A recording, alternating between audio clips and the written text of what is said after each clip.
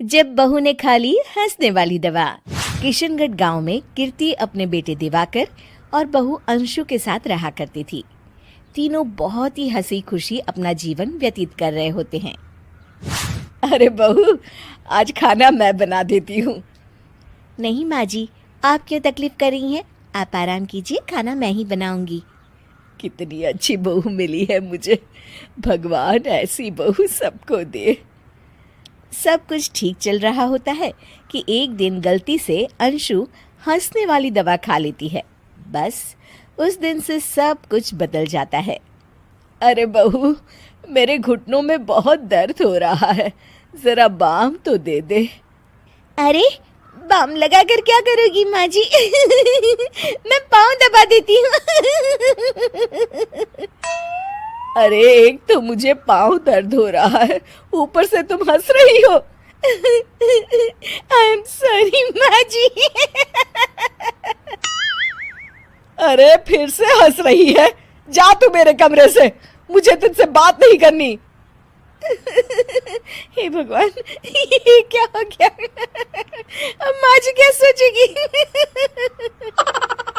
2 दिन बाद कीर्ति घर में किटी पार्टी रखती है। उसकी सभी सहेलियां घर आने वाली होती हैं। अरे बहू, मेरी कुछ सहेलियां आज दोपहर को घर आने वाली है। आज कुछ खाने में अच्छा सा बनाना। सहेलियां? क्यों? मेरी सहेलियां नहीं हो सकती क्या? तुम फिर से हंस रही हो? नहीं माँ जी, मैं हंस नहीं रही हूँ। अरे फिर से हंस रही हो और बोल रही हो कि हंस नहीं रही। नहीं माँ जी, मैं तो वो। तुम जाओ मेरे सामने से और किचन का काम कर लो, जाओ। दोपहर को कीर्ति की सभी दोस्त खाने पर आ जाती हैं। अरे वाह, घर तो बहुत सुंदर सजाया है कीर्ति। अरे मैंने कहा, ये सब तो मेरी बहू का कमाल है। अरे वाह, बड़ी गुनी है तुम्हारी बहू तो। हाँ हाँ, खाना भी अच्छा बनाया है। हाँ, बहुत ही गुनी है। तो हमको नहीं मिलवाओगी क्या, या छुपा कर रखोगी अपनी हीरे जैसी बहू को? अरे नहीं नहीं, अभी बुलाती हूँ। अंशु, ओ अंशु, बहू रानी। अंशु बाहर आती है। जी माँ जी। बहू, ये सब मेरी सहेलियां हैं, मिलो सबसे। नमस्ते आंटी। नमस्ते बेटा, बहू तो बहुत अच्छी मिली है तुमको। किस्मत वाली हो तुम। किस्मत वाली? अरे क्या हुआ? हंस क्यों रही हो? नहीं नहीं, मैं हंस नहीं रही हूँ। तभी अचानक सांची के हाथ से चम्मच छूट जाता है और उसका कुर्ता गंदा हो जाता है। अंशु फिर से हंसने लगती है।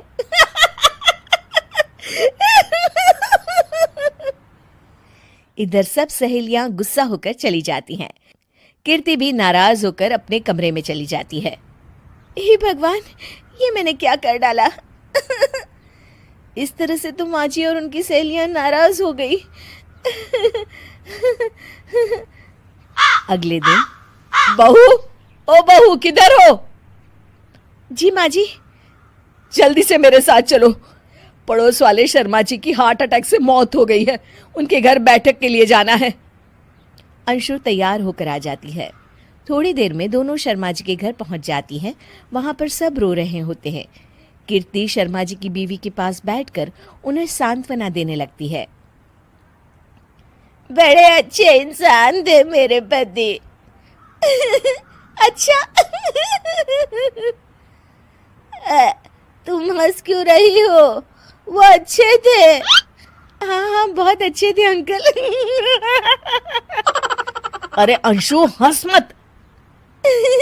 माँ जी, मैं हंस नहीं रही। मैं तो आंटी जी को बस दिलासा दे रही थी। सब औरतें अंशु की इस हरकत से हैरान हो जाती हैं। कीर्ति भी बहुत शर्मिंदा होती है और वो अंशु को लेकर फटाफट घर लौट आती है। अंशु, क्या हो गया है तुझे? हंस क्यों रही थी तू वहां पर? नहीं बाजी, मैं तो बस अरे तो फिर से हंस दी।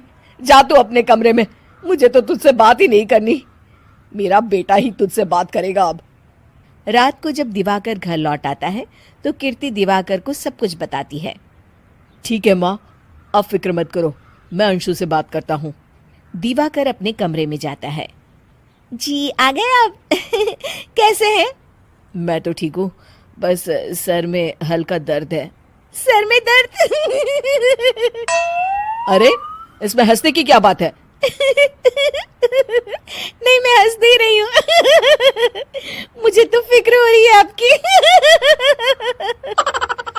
एक तो मेरे सर में दर्द है, ऊपर से तुम हंस रही हो। अरे कैसे समझाऊं मैं आपको मैं हंस नहीं रही अंशु, तुम इस घर से चली जाओ।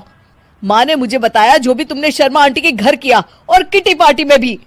नहीं जी, मैं ऐसे नहीं हूँ तो अभी क्या हुआ था? क्यों हंस रही थी तुम? रुकिए मैं आपको सब कुछ बताती हूँ आपको सब कुछ। अंशु डायरी में लिखकर दिवाकर को पढ़ने देती है। कुछ दिनों पहले मैंने गलती से हंसने वाली दवा पी ली थी, जिसकी वजह से ये सब हो रहा है। इसका असर कुछ दिन और रहेगा।